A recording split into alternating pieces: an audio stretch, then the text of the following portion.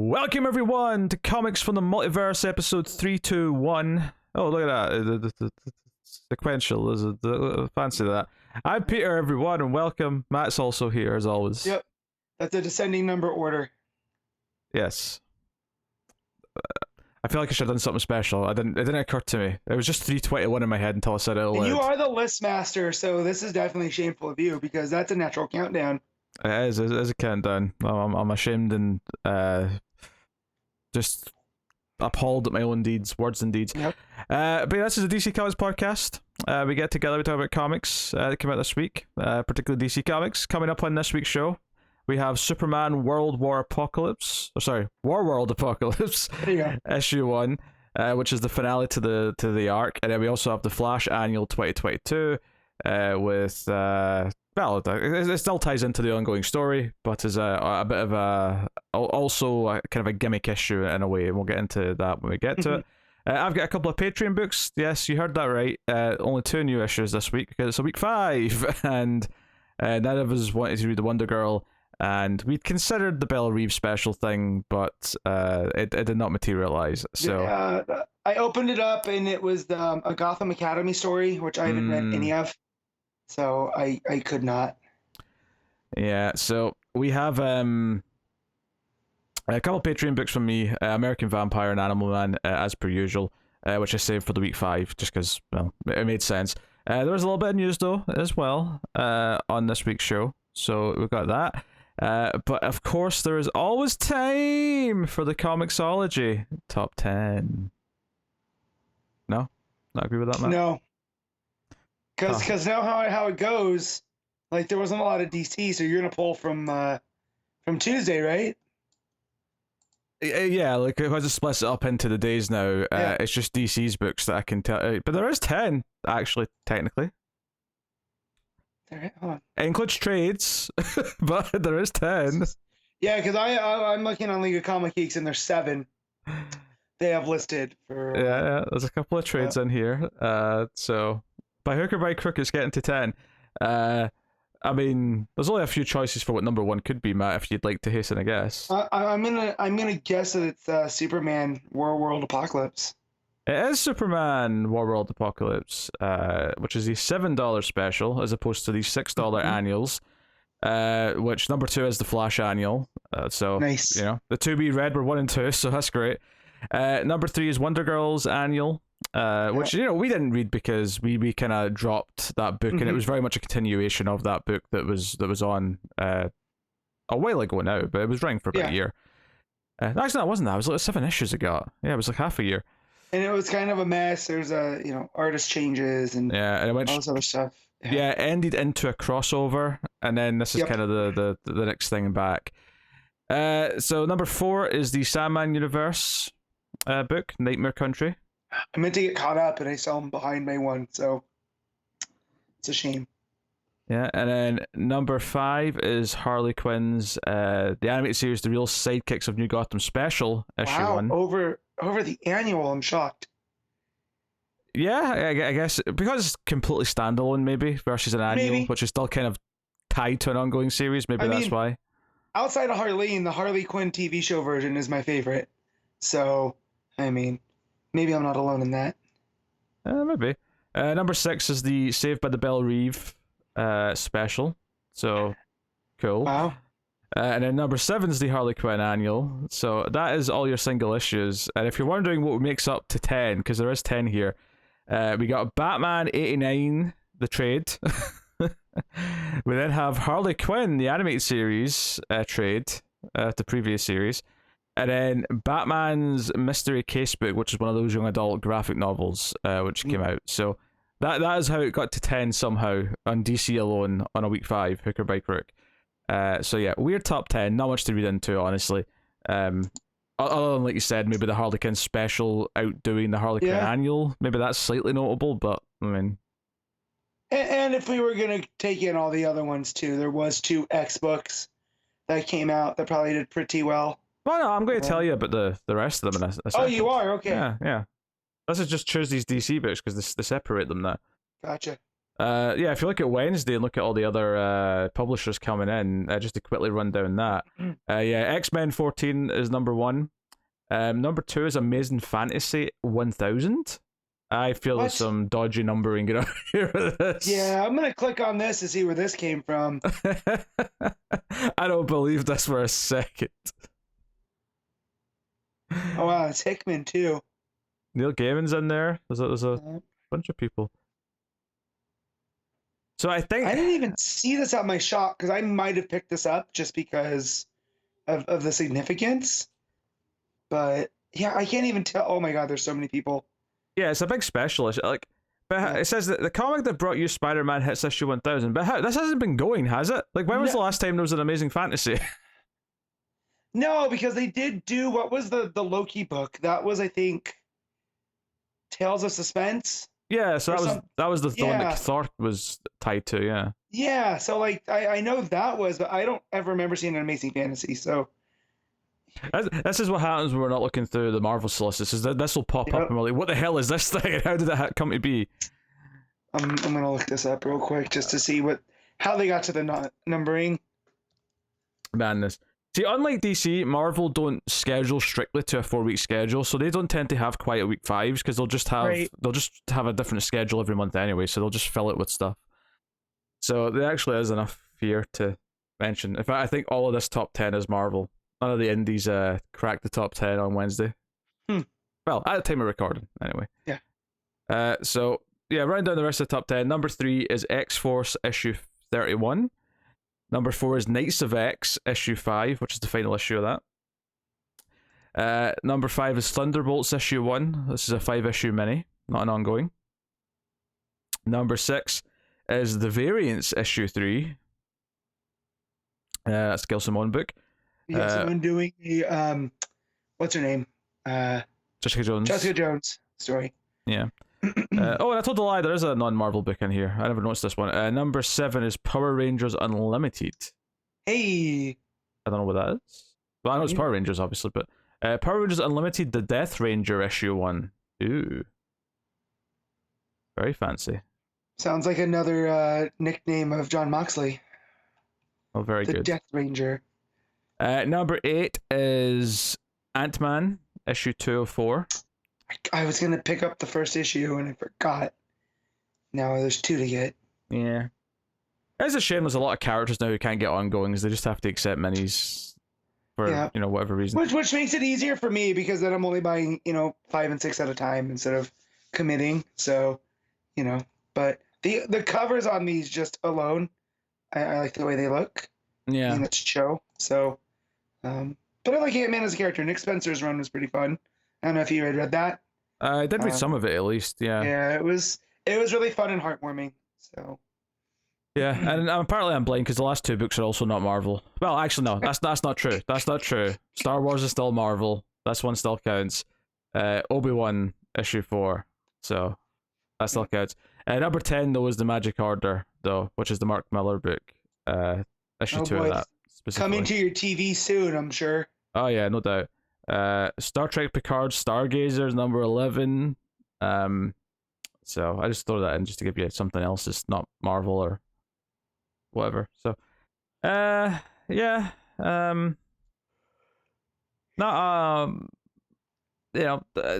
Weird week. Obviously Marvel had a full week, but DC definitely did not, because DC schedules so strictly for that 4-week period in a month that whenever we do have this 5th week, we just get like a couple of annuals, maybe a special. That's always what they do. And depending on what books the annuals are for, we are either already reading that book or we're not. So yep, that's how you end up with these weird week 5s, which probably means tangenting on this episode, so bear with us and just enjoy the ranting. It would have been nice. I'm looking forward to next week, and it would have been nice for them to move some stuff around. That's all. I'll tell you what's coming at the next week. At the end of the show, Matt. Don't jump ahead. I'm just saying it's a busy week, and some of these smaller books could have come out. There's no jumping ahead in my schedule, you prick. I'll not have it. So yeah, there is some news though, actually, bizarrely. News? Yeah, there's a few news things. So bit of Flash news to start off with. And I assume this is December because we had November solicits already. Yeah. I want to say. We have Flash going back to twice a month. And we have it happening with an arc, and it's still Jeremy Adams on the book who's still doing this. But they're doing an arc called 1 Minute War, where the entire arc takes place over a minute at super speed, obviously. I like these gimmicks. This is a fun gimmick for the Flash. This makes some sense to me. I like the idea of it, and I suppose the joke of the books need to come out quicker because the whole thing's taking place over a very short span of time. Is kind of interesting. It is curious. This is the first time they've had a book go twice a month since the blanket stopped. Obviously, we started Rebirth with a lot of the books being twice a month. It kind of thinned out over time. The one notable exception that launched it twice a month again was when Snyder did Justice League. But by the time that wrapped up, that was it. I think everything stopped being twice a month by then, and it was fine. Sure.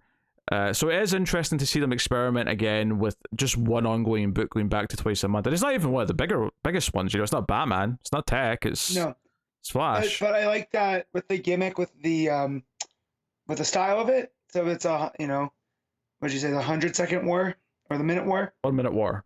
1 Minute War. There you go. That it's coming out relatively quickly. So I think they can do stuff for like this, because Tech was double for a while, or it was weekly for a while. I mean, it was really for that one, arc for that event. So I think if they do it where it needs to, I think it could work. But no, man, Jeremy Adams is really hitting that Flash sweet spot for me. So I'm excited to see where this goes. Yeah, there's no indication, I don't think, yet if this is something that's going to continue after the arc, or if it's just for this 6-issue arc. We'll get 3 months of double shipping, or well, and I'm assuming it's 6. I don't actually know. I'm just guessing. Yeah. But yeah, so we'll see. I'm not against some books being double shipping. I'm really not. It just, obviously there's certain books that have great artists. You don't want the artists to have to swap out too much. But then sometimes it happens anyway. We're going to be talking about the end of the Warworld Saga later today, and there was no Federici in sight for the final part of it, which is a crying shame, because it felt like it was his book from an art perspective for that arc, and then he just he's not one of the 4 listed. Yeah, he just kind of swayed away from it, so it was a shame. But yeah, so there you go. Flash 1 Minute War later this year. Interesting premise. Next up, this is just a sort of business side of things, but I felt it was worth mentioning because we've talked about the bigger parts of this in the past, which is the DC are adding another distributor for the direct market comics. Yep. They're keeping the ones they've got. They're not getting rid of them. But Universal Distribution, a Canadian company, has been added to the mix.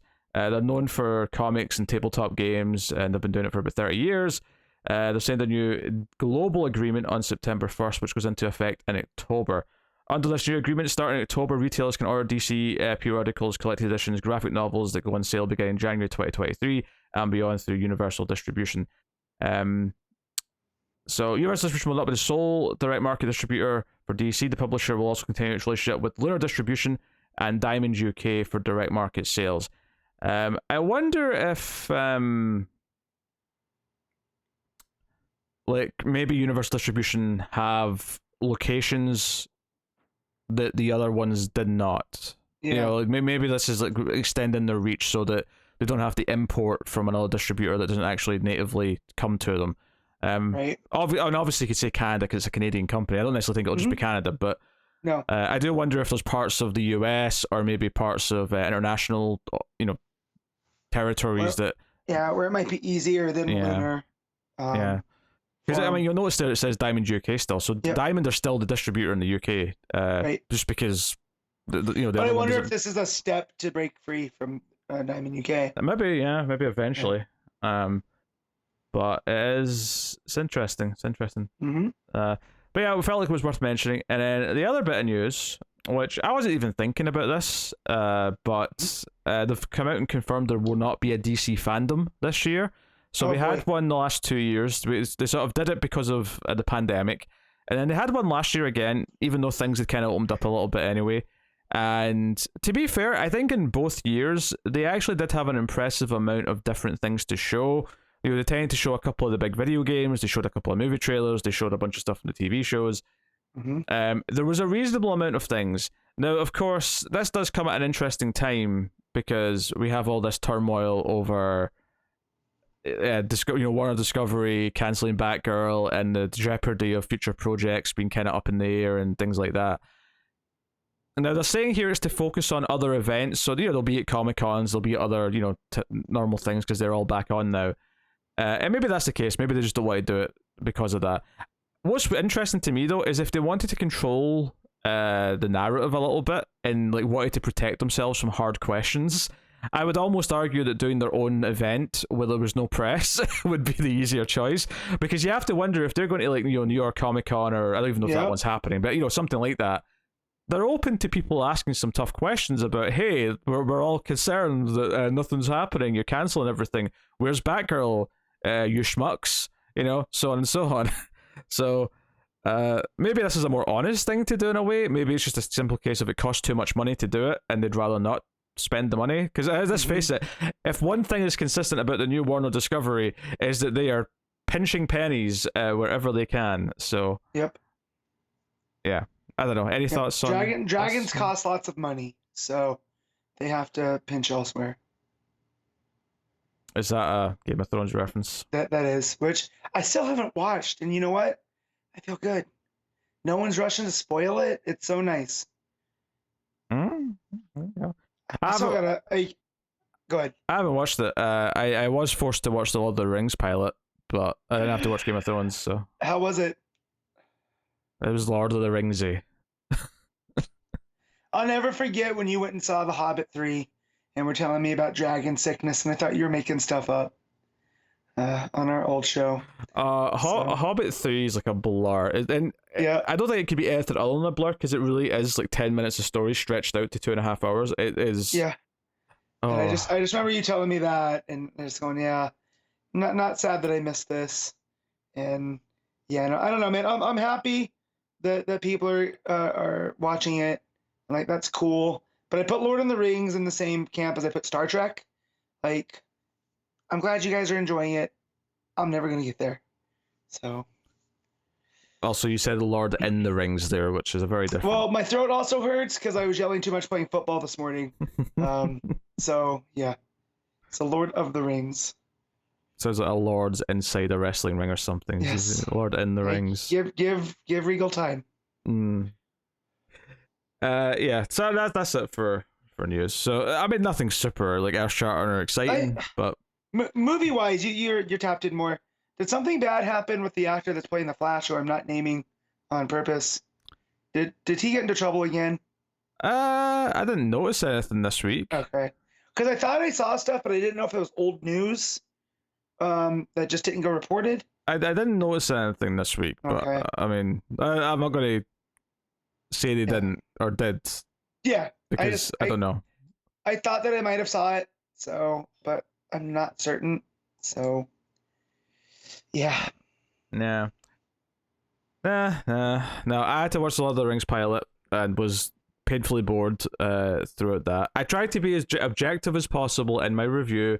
I did what I could to, make it clear what my bias was and give the facts, but still got a dislike in the first minute of it going up. Yeah, but this one's being extra. I don't want to get too much into it, but I did see that they've turned off reviews on a lot of stuff because there's a lot of people that are upset over stupid things. Oh, sure. And giving Amazon a hard time. So it was bound to happen, just you talking about it, because it's a super tense thing. But yeah. Yeah, but I do open the review by saying I don't like Lord of the Rings, which I think probably rubs certain people the wrong way immediately. Yeah, but there's certain things that you don't like that you do still come around on. I do give you credit there. You're not big on Marvel, but you seem to enjoy Miss Marvel. Well, I enjoyed half of it. The middle half was terrible. Yeah. So, but I remember you telling me the first episode was good. The first episode was good. Yeah, the first episode was very promising. Because I asked you if I should watch it, and you were like, "Yeah, it's pretty good. I think you'd enjoy it." So, I do got to give you credit there that you don't automatically just shut off and go, "I don't like Lord of the Rings. This is automatically terrible." You're just like, hey, I don't like Lord of the Hey, Rings. the production value is sky high. It looks Yeah. pretty reasonable for a TV show. I'll say that much. See? They spent a lot of money, arguably too much money on a TV show. Bezos has got money to burn. He does. He only, his yacht has a yacht that carries his helicopter. He's running out of money to spend stuff on. And in living in a place where currently energy is currently labeled a crisis because the prices are skyrocketing every few months, Bezos, how about you help the world? That would be nice, right? Shoot, I saw someone here in Las Vegas had an $800 power bill. Oofed. Yeah. This is why I keep my house dark and I keep my air conditioning set high. I ain't trying to run up that. I mean, we have a small footprint here at my house anyways, but still, we run fans, we got ceiling fans, we keep it at a minimum. But yeah, man, $800. How about we get some solar farms and wind farms there, Jeff? Yeah, that's a great idea. How about you just donate solar panels to every roof? Be great. That'd be great. Yeah. Be great. Don't have to pay a bill ever again. It'd be lovely. Yeah. So Lord of the Rings was this week. So was The Patient, which was the new Steve Carell show that was on FX. It's kind of this weird dark. Domhnall Gleeson plays this serial killer who kidnaps a therapist because he wants therapy. That's the premise. Yeah. So I watched that. Have you started What We Do in the Shadows yet? No, season 4? No. Yeah. No.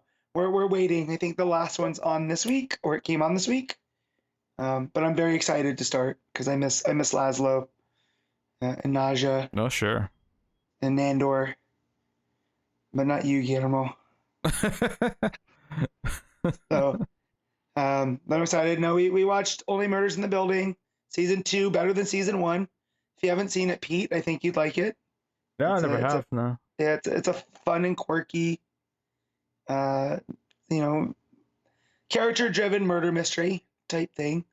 So, season 2, I enjoyed a little bit more. It had some twists and turns. The main thing I've been chipping away at is For All Mankind. I've been working through season 1 of that. I'm almost done with that. It's a very interesting alternate history show, and how the space race would have kept going if the Soviets had landed on the moon first, and how it pushes forward a lot of things that didn't push forward till later in real life. How many episodes is it? 10 a season. Okay. And what season are they on? 3 just finished. Okay. I have my Apple thing that I forgot, and it renewed for the year. So I should finish Ted Lasso season 2. Oh, you should. Yeah, that's mainly I don't want to be without it. I like knowing that I get to watch it. Ted Lasso is the best Batman and Superman World's Finest show that's ever been made. And do you know how much it pains me that my favorite character is the Batman character on that? Love me some Roy Kent. It's so funny, but as soon as someone compared to me Batman and Superman, I'm like, this is Bruce and Clark. This is their relationship. Yep. This is perfect. There is. I noticed on that show, watching the first season, there's a lot of Superman in that show with Ted. I mean, the fact that he's from Kansas, the team colors, the fact the best character's name is Kent. There's enough there for me. But yeah, no, Sudeikis is fantastic, but that's mainly me not wanting to finish it. But then again, I can always go back and watch it, like my wife has with Schitt's Creek 14 times at this point. So yeah, but it's fine. The show's fine. I like it enough, but not as much as she does. So, but no, for Mankind, I've been meaning to check it out. But hearing that that you're chipping away at it and it seems pretty good, makes me think that I'd like it. So yeah, what I would say is that just watch the first 3 to sort of make your mind up on it, because I think the ending of episode 2 is where it kind of finds the spark of oh, this is what it's doing. This is I mean the opening episode does set up the main premise, but I think you don't really get the meat of what it's doing until you get to episode 3 and you're like, oh wait, I can kind of see where this is going now. So I'd recommend it. If I'm pimping out review content, I will say for this week's Atomic Cinema Experiment, which is will be up the same day as this actually. I watched Flash Gordon for the first time, so that's something to check out. How great's that soundtrack though? Soundtrack's not bad. Soundtrack's not bad. A lot of synth. That's all I know. I watched that movie as a kid, and it didn't stick with me. And then once Ted came out, I tried to give it a watch, and I fell asleep. I was singing the song during the review, and it clicked. It just dawned on me as I was singing it that that's obviously what Dayman from It's Always Sunny is based on. Because I almost went into it. I was like, Flash, fighter of the night, man. I was like, damn it. Dang. But yeah. So that was definitely an experience, right? Yes, it was certainly a lot of colors on the screen. Yes. For my eyeballs to take in. I'll say that much. I almost asked what you thought of it, but then you said there's a review coming out, so there is, yes. I knew better. So yeah, Star Wars really had an impact that a bunch of movies tried to do with Star Wars. A bunch of studios, and Flash Gordon was one of them. I mean, it's not even just. I mean, obviously that is very Star Warsy in its like essence, but just sci-fi in general, like things. Alien got greenlit because Star Wars was a hit. Yeah. You know, that was just the time period. Well, it's funny too because Star Wars only exists because of the Flash Gordon serials from when Lucas was a kid. Stuff like that. So, just constantly doing Ouroboros. Yep. But also Kurosawa. There's a lot of Kurosawa in Star Wars. Yeah. But I'm just talking like the stylings. Yeah. The space kind of stuff and the episodic nature. I wouldn't really consider Kurosawa very episodic. He's more epic than episodic. So, but yeah. Shoot, I've been so busy at work. I haven't really done much. I've just watched a lot of wrestling and fallen asleep early on the couch because I'm putting in 10-hour days. Well, just about 10-hour days. So, fell asleep watching She-Hulk. Not for quality, just because I was like, I can shut my eyes for a second. Done. So I have to go back and watch episode 3 again. But yeah, every time I try to watch Saul, something comes up. It's almost like the universe is preventing me. Yeah, I've not watched episode 3 of She-Hulk yet. I'll get to it at some point. I thoroughly enjoy it. I like that it's a half hour because it leaves me wanting more. Like every time it ends, I'm always shocked. So, Well, yeah, but I think it's not. I mean, I don't know about episode 3, but episode 2 was not structured properly. Like, I don't feel shortchanged when I watch a sitcom episode, but when I watched episode 2 of She-Hulk, I felt like, wait, that was it? Like that was like such a small slice of nothing. So I still don't think Disney Plus have nailed how to format a TV show. No. But hey. I'm having more fun with it than I did with Moon Knight, I'll tell you that much. I never watched past the first episode of Midnight. I can't tell you much about that. Oh no, I'll just tell you, and Moon Knight's fine. It got really into itself, and keeping track of everything was a bit of a chore. I like that She-Hulk's tone is light, but that's just my personal preference. God damn it, I keep dropping stuff and hitting my phone. Yeah. I want to say Midnight's been renewed for season 2. I'm not actually. Yeah, I think so. I believe so. So. I mean, it left on a great, like you said, I feel like they have a pacing problem in that, nailing the structure problem too, because the first 2 episodes and the last 2 episodes of Moon Knight, really, really strong. That middle chunk drags, but you could say that about most of them. I think Hawkeye so far has been my favorite of them because they did a good job of adapting that story that I love so much while making its own.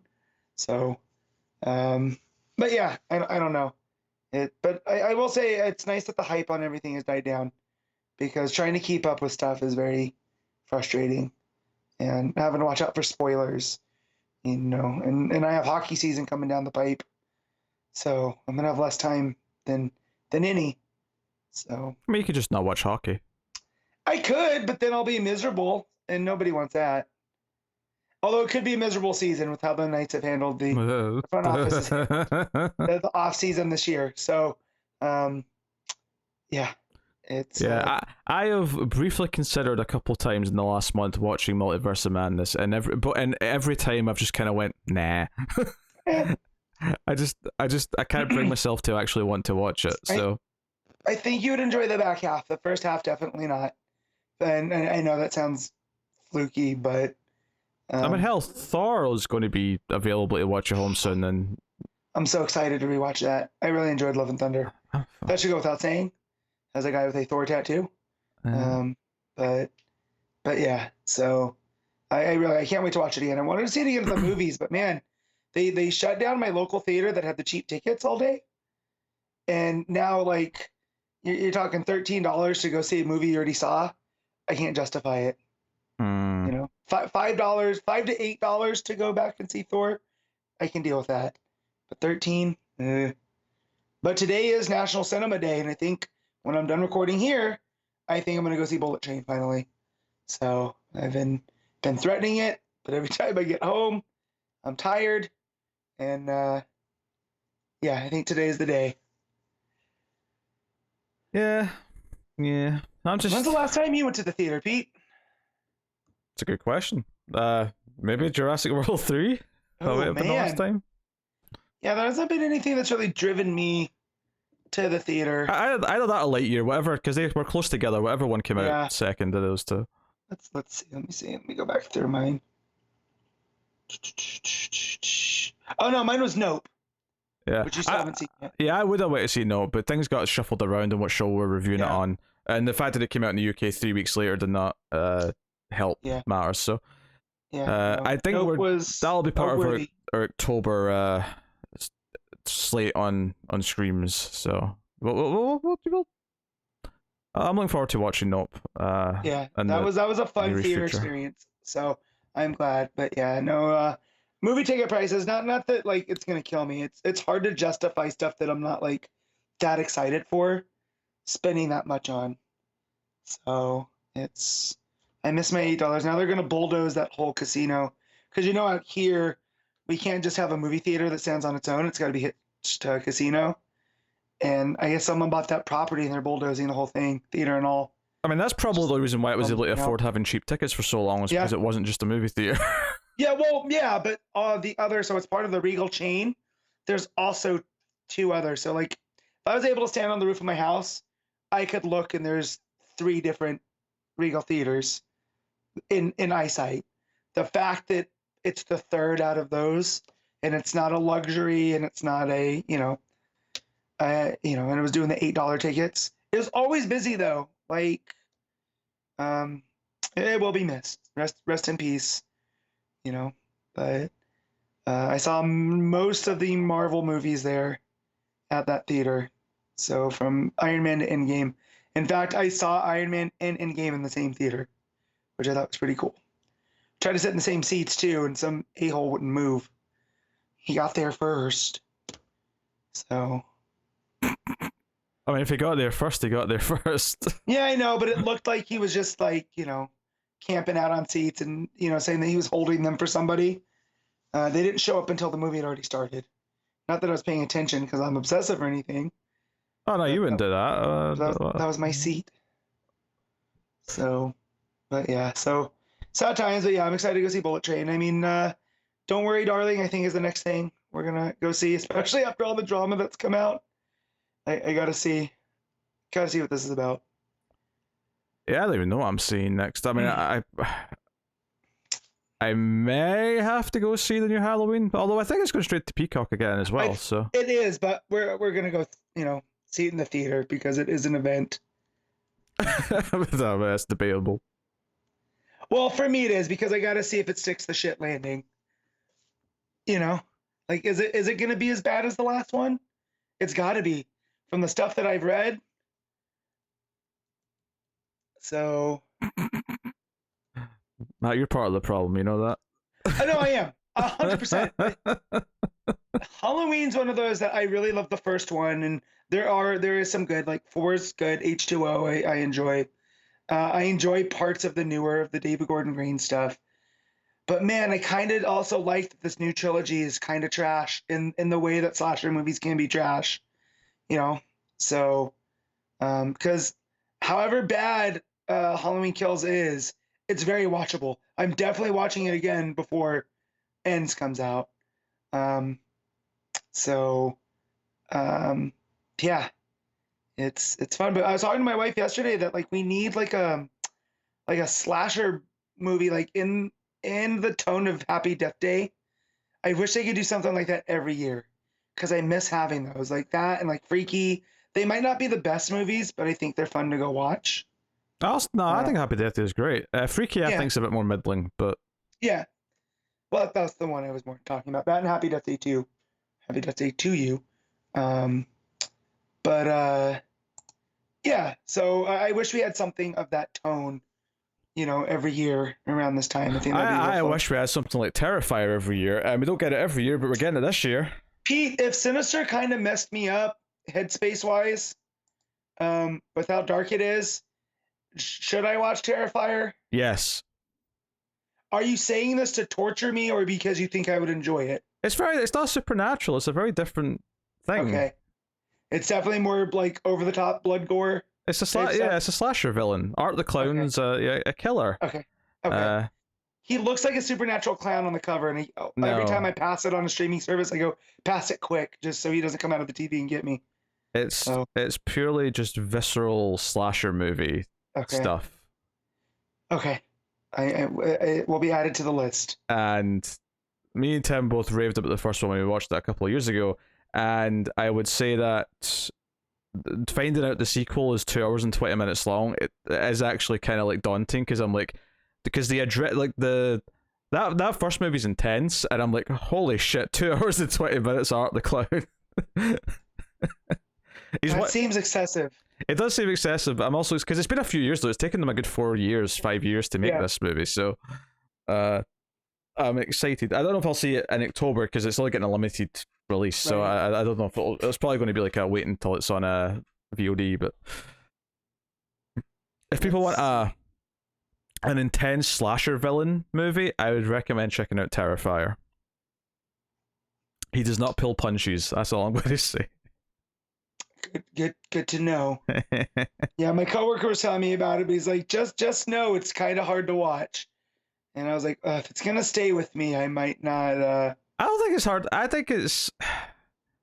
I was laughing a lot at how brutal it was, but I mean, that's the stuff I can get down on. Is where you're just kind of like, oh my god. It's not Martyrs. I'll just put it that way. It's not Martyrs. It's not like one of these movies. I mean, maybe for some people it is. Some people are like, I'm a sick bastard for laughing as much as I do when I watch Terrifier. Yeah. Yeah, I just remember watching Drive in the movie theater, and where he stomps the dude out in the elevator. My first reaction was to laugh, which then led my mother-in-law to lean over and go, "What's wrong with you?" Because I did not know how else to react. Like, I just... So... Yeah. Also, Terrifier, if I remember right, is set on Halloween, so it's maybe a good October watch. So. Yeah, it's been added. Let's see. That Barbarian movie's coming out, which I still don't know what it's actually about, but the trailer was creepy. Pearl comes out. Oh, that means I get to rewatch X. I'm gonna go to the movie. I'm gonna go by that. Don't worry, darling. Hey Pete, how much money is it gonna take to get you to watch Rob Zombie's The Munsters? I'll probably find out. That seems like something that'll be a goal on stream at some point. But, that looks terrible. Oh yeah, I mean the tone looks like it matches the show. So I think that's okay. I mean, I'm gonna watch it. It's on Netflix, but it's more of a morbid curiosity than anything, because it's Rob Zombie. Yeah, not a lot of stuff. So Don't Worry, Darling, and Pearl, I think are the two ones I'm excited for in September. Hocus Pocus 2, of course, but that's on Disney Plus. Blonde, which is the Ana de Armas movie. All right, you just listed movies there, Matt. But no, I'm just looking at stuff that's coming out in theaters. I don't think that's coming out in theaters. So Halloween ends October 14th. If anyone is feeling tortured by this non-comic book talk right now, the timestamp is there for you to skip ahead. It's always there. I always make sure the timestamps are there for the comic discussions. You can bolt on ahead to that, should you please. Yeah, I mean, maybe we should talk comics now. Should. Although there's more teases this week of a new Friday the 13th, Matt, since I'm just noticing the Crystal Lake shirt you've got on. I also bought a Crystal Lake hat yesterday, so send me that info, because I didn't see any. Well, it was just on the New Line Instagram page. There was like a DM from Jason Voorhees saying something. So that's the first tease from the company side that there's something brewing. I'm gonna look this up really quick. But there's been a few things in the last couple of weeks of just little things here or there. Like I think it's like Sean S. Cunningham's like LinkedIn page or something just casually mentions a new movie in development. So dang it, I don't want to click on this because it might make noise. Yeah, don't make noise. No, don't make noise. You're forbidden from Yes. making noise. You know, last night we went to Spirit Halloween just to see all their stuff while it was still fresh. And they had a Camp Crystal Lake hat. Looks like a counselor's hat. So I picked that bad boy up. Mm. So I think for work, I'm going as a Camp Crystal Lake counselor. I bet you're going to go see that Spirit Halloween movie that's coming out. Oh, yeah. Wait, hold on. Huh? Spirit Halloween movie? Yeah, there's a trailer for it. It's like a bunch of kids get trapped inside a Spirit Halloween over Halloween night. And hijinks happen. Is it like a kid fun movie or is it like an actual slasher? Nah, kid fun movie. Okay. I think Christopher Lloyd's got a small role. Oh my god. No, me and my wife, that's what led to the conversation about wanting a slasher movie. Because I lost her in the Spirit Halloween. And then I got scared a little bit. And so, because when you come around corners, the stuff activates. And it's very jump scary. Matt, you're a grown-ass man. What? Why are you scared? Yeah, but you can't punch a ghost, Pete. Right? It's not a real ghost. I don't know this. You're at a Halloween store. Yeah. So I was like, oh my god, what if has there ever been a slasher type movie where someone gets killed in a Halloween store? And now you drop the Spirit Halloween movie on me. I mean, I don't think anyone's under threat of being killed in this, but it's too kid friendly. But yeah, so it's more of a goosebumpy type thing. Yeah. But I'm gonna watch the hell out of it for sure. Yeah. So, but yeah, a new Friday the 13th, please. One of these days, I'm going to trick Matt into watching one of these like Christian-made movies. I'll sell it as like something juicy that he wants. Brother, all you have to do is find a link where it says camp something, and I'll be like, hey, so this is supposed to be like a back door. You know? Yeah. I'll find something with bear in the title, but then he watches it and it's actually, that's born again Christian Bear talking to his cubs about. Yeah, I'd still watch it. About how Jesus cub sacrificed himself for everyone. Yeah. So. Whew. I was always worried when we did our one show where we picked movies that you were going to pull a Hail Mary like that just to see and watch one of those really, really terrible ones. They could call it Barely Christian. There you go. I nailed it in one. All right. Let's talk about comics, shall we? Let's do it. All right. Superman, Warworld Apocalypse, issue 1, Phillip Kennedy Johnson, and 4 writers who I didn't write down because there was 4 of the bloody things. So I'll tell you that in a second. You mean artists? Oh, sorry, artists, yes. Yeah, you said 4 writers and it's just 1. Yeah, so sorry, so yes. So, yeah, we got Brandon Peterson, Will Conrad, Max Rayner, and Miguel Madoncha all on art. That is a hefty chunk. And it did feel like they broke it up into places. Like what's going on with Superman felt like it was one artist. Yeah. Versus what's going on with Orphan, and at the Star Forges was an artist. And then I feel like the main battle with Midnighter and Manchester Black was another. So it was I think it was handled pretty deftly, but kind of stinks that Federici wasn't a part of it. Yeah, it handled it about as well as it could have done, but I still wish they didn't have to handle it. Yeah, for sure. It's kind of where it is. So how'd you feel about it being a fitting end to this Warworld Saga? Yeah, I thought it was a solid ending. Me too. I think there's. I think he stuck the landing. I think if I have any complaints about the saga as a whole, it's that maybe in the sort of middle to back half. Some of the single issues weren't that super satisfying on their own. I'm sure that's something that'll clear up when you just read it as a trade or as a collection.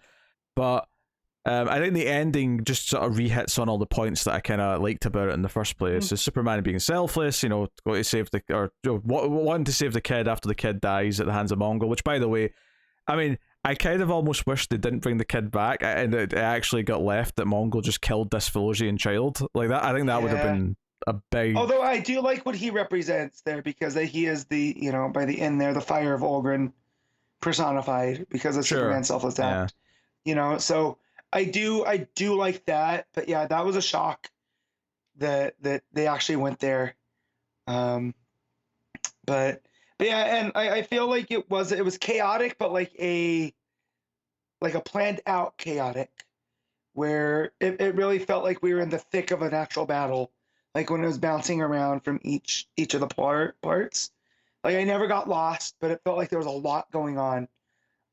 So I feel like all four of the artists hit that pretty well. Yeah, I do wonder if maybe the last few issues before this would have been better off, like giving one issue to the Superman plot, one issue to the Midnighter and stuff plot, one to the Orphan. Just because I feel like I think the last couple issues suffered from having just a little bit of all these threads, as opposed to maybe being more focused one by one. Yeah. And then this issue has the time and the page count to really finish them all off.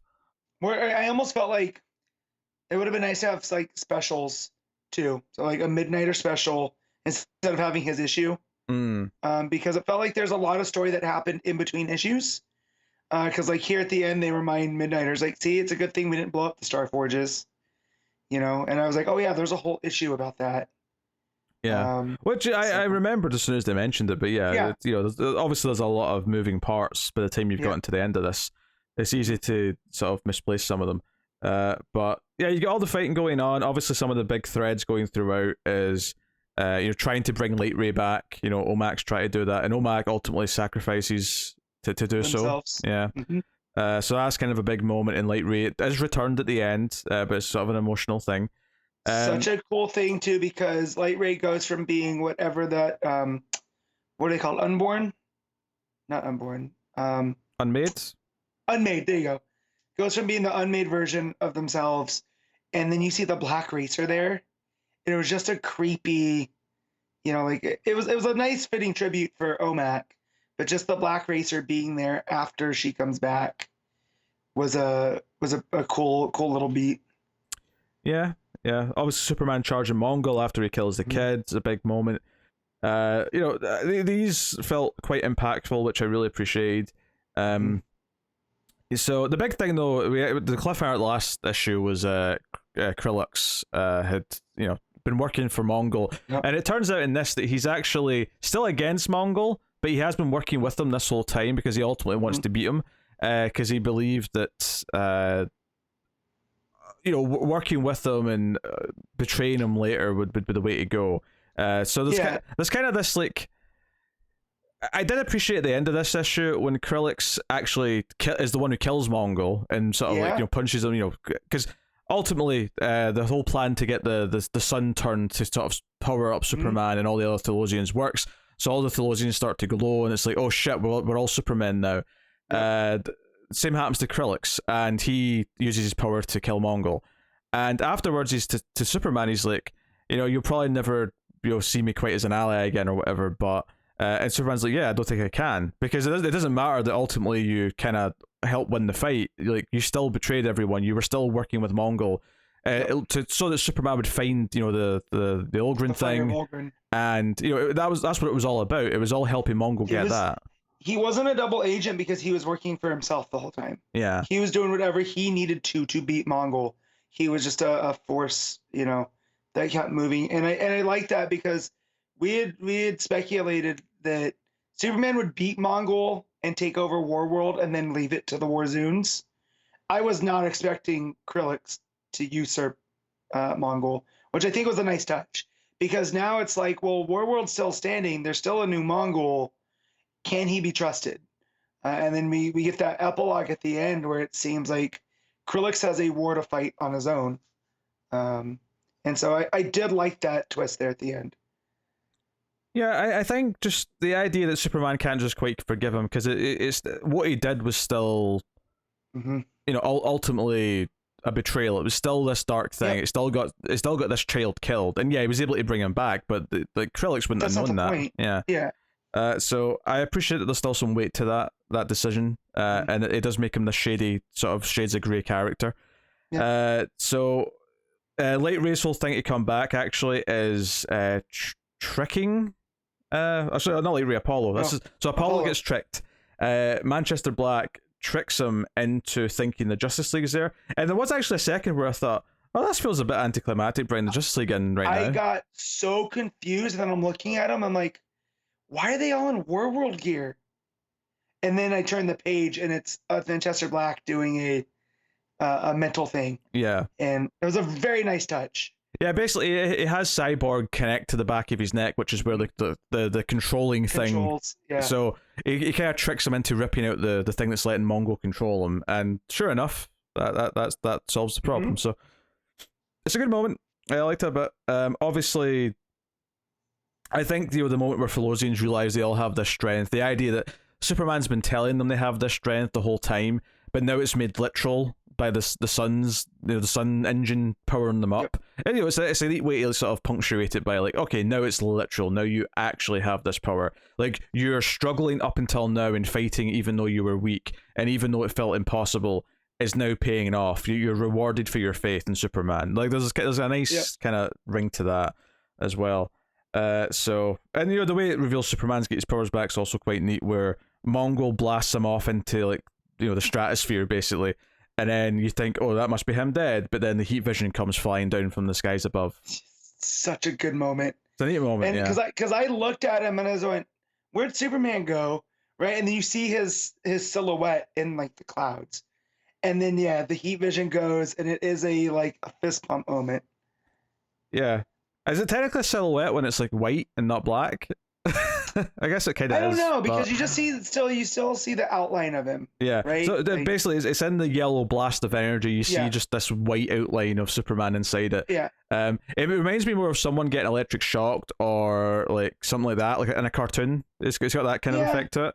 And I'm just wondering if that's technically still a silhouette, or if it matters if it's light or dark. But maybe it doesn't. Maybe it doesn't. Maybe it's the exact same, by the way. But it's got a really nice flow to that page, actually, because that yellow blast is going up, and that's in the upper left panel, and then the big panel underneath is the red beam of the heat vision coming down. It creates kind of a nice flow to it between the two beams. So the page looks quite good as a result, I think. And then you get the big, glory moment of him floating in the sky. The lightning's hit him, and he's got electricity all around him. It's really neat stuff. So yeah, and you get this thing as well where Krillix killing Mongol. Like, Superman was never going to kill Mongol. Like, that's not what he does. So no, and so that's where I thought Johnson was going with this. Is like he was going to show the people of Warworld that Mongol is just as mortal as they are, right? And that they don't need a Mongol, as he would be. So I could have seen them doing the Superman's the last Mongol, and so to Warworld, that's where that ends. But no, man, the Mongol who is now the Mongol who was. So thanks to Krillix, and wait, what? Say that again. So the Mongol who is, because that's what he was, right? Is now the Mongol who was. Okay, technically that's true, but that could also mean the opposite, because the way I heard you say that the first time you said it is the Mongol who is the Mongol who was, as in the Mongol who is right now is the Mongol who was before. That's not what I meant. I meant as in title, as that they were calling them. But it's is Krillix just another, because he's so self-serving? Is this just going to be a repeating thing with Warworld, that no matter who's in charge, right? Do they have the culture to sustain? Is he just going to take the Philosians now and leave? It is worth mentioning as well that Krillix's plan was to get the Fire of Olgrin. The fact that the Suns gave him Superman powers was not something he counted on. No. It was just kind of he called an audible basically when this happened instead. Yeah. So it's worth mentioning that because I think there's a risk of you thinking it's too convoluted, that he was planning for all this to happen so he'd get this power. That wasn't his plan. His plan was just to get the fire. Because he knew that they were going to do to switch over the engines, but I don't think he thought that it would give him the same level of powers, right? Like, Well, even if he did, he wasn't necessarily banking on that part of the plan working. Like, no, he was banking on Superman giving over the fires of Olgren. So well, it's not even just that. Like, he wouldn't have known that was part of the plan when he first started doing all this. Like, when he started this whole this scheme from the start, when he started talking to Superman, his plan the whole time was to get to the fire of Olgren. This second plan to like change the engine to turn it into a yellow sun or something like a yellow sun, that was something someone else suggested along the way. So it's not like he could have predicted that outcome or that possibility. So no, the outcome that he was seeking was of killing Mongol, right? Like, that was all he was focused on. Yeah, with the fire of Olgren, though, that's the point I'm making. Right. He got this second avenue of doing it by chance. It's not this convoluted thing where, you know, sometimes villains like, oh, they planned to get captured and released, and then they planned for this other thing to happen. It's like, okay, I don't really believe that this could have all played out the way he thought it was going to. I'm trying to compliment it, basically. It's all good, and it is again. I keep saying it was a nice twist because I was not expecting that, you know, and it was a shock when he kills Mongol, because I just figured, like, this is such a good villain for Superman. Like, we might see Mongol turn up another time, you know? So, him being gone. There'll always be another Mongol for sure. You know, so Krellick Sleeves was saying, you know, I still count you as a friend and ally, Kal-El, and he's like, I don't see how that's possible. Like, Superman's clearly not feeling friendly with this dude right now. So, it's this interesting thing where he still taught Krellick's hope. That's his last thing that Krellick says to him. But obviously, he's done everything in this darker way that you can't even compare it to Superman Batman, because Batman still wouldn't do this shit. But, you know, in that same way where he's accepting a lot of Superman's teachings, but he's still going about it in a darker way. If anything, this is like this is closer to like Superman's Ghostmaker. Better, might I add, but closer to, in a sense. I didn't think about it like that, but that does make sense. Is that he has the grayer moral compass than Superman. Yeah. So that's actually a pretty good comparison, Pete. Not to tangent too much at Batman right now, but I was thinking about Ghostmaker this week, and it occurred to me, because we're talking about the Knight and how we think that character's basically becoming Ghostmaker, and I was thinking how that even if we got that first, I would still think the Ghostmaker name and look was shit. Even if it was introduced in the right order, where we got to care about like the moral implications and how he bounced off Bruce. It was occurring to me during the week. I was thinking about it. Since I brought up Ghostmaker, I just thought I'd mention it. You know, it's so edgy, like that name, and then the look is straight from the 90s, which I always feel is the point.